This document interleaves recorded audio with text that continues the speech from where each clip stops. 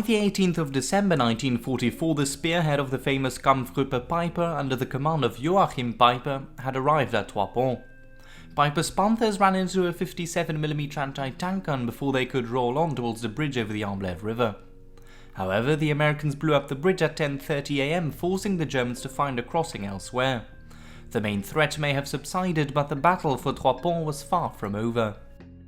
Later that day, the bridge over the Sambre River was also blown after contact with German panzers on the heights to the east of the village had been established. With all bridges blown, no German armour could enter the town. The following day was one of anxiety and uncertainty, with a few American engineers holding the town. However, help was on its way in the form of the 82nd Airborne Division. The All-American Division was still at Suippes, France, when the Germans launched their Ardennes offensive. Early in the morning of the 18th of December 1944, the division of Major General James Gavin mounted the trucks and headed for Belgium. The division was still recovering from the difficult campaign in the Netherlands earlier that year, but the new developments in the Ardennes required both the 82nd and the 101st Airborne Divisions to be brought back into the front line. The All-American Division arrived in the vicinity of Verbeumont on the 19th of December. The 504th Parachute Infantry Regiment was put up north, linking them with the 30th Infantry Division. The 505th Parachute Infantry Regiment was put at Trois-Ponts and Grand Alleux, with the 508th Parachute Infantry Regiment to their right. The 2nd Battalion 505th, under the command of Lieutenant Colonel Benjamin van der Voort, was put at Trois-Ponts. By 1 PM, the command post was set up at the same building as C Company of the 51st Engineer Combat Battalion, which had been defending the town for a few days. Colonel Ekman, in command of the 505th, also ordered a bridgehead across the Sambre River, upon the heights to the east.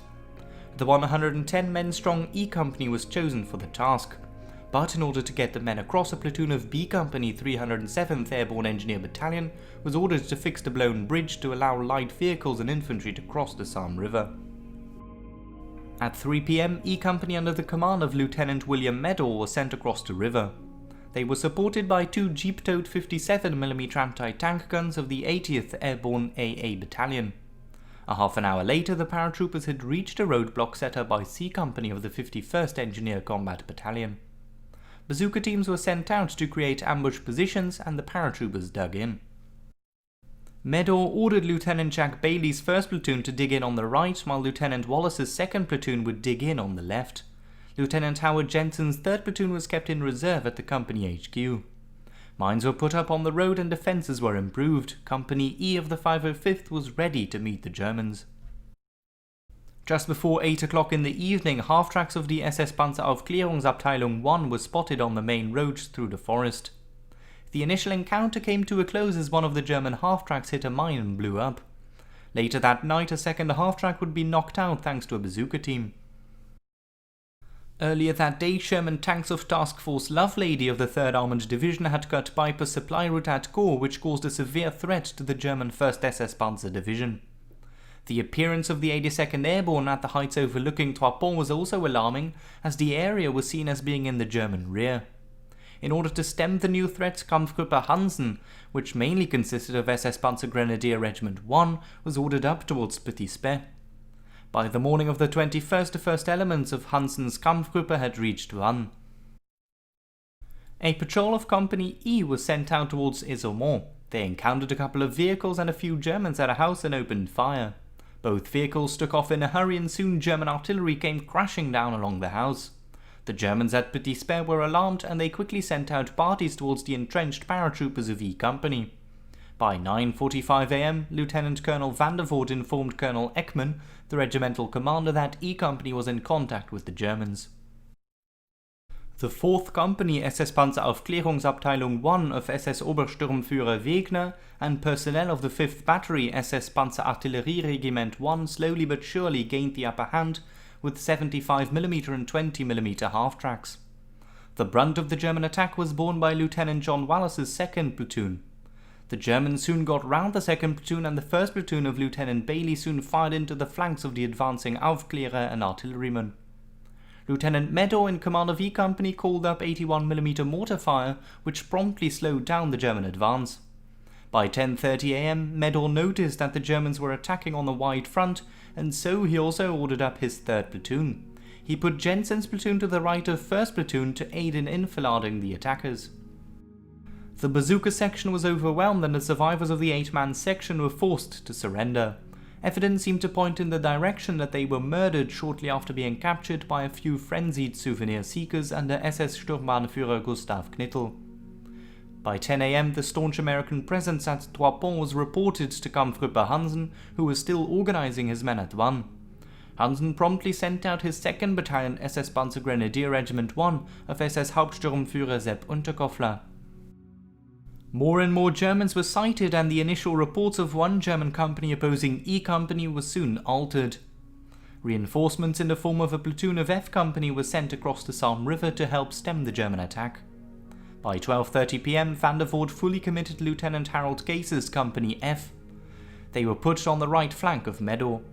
The situation on the left, however, was deteriorating. With the arrival of SS Hauptsturmführer Unterkoffler's Panzergrenadiers, the 2nd platoon of E Company was fighting against overwhelming odds. The fight soon shifted to a vicious hand-to-hand battle. As one of the American platoons counterattacked, the situation was temporarily restored.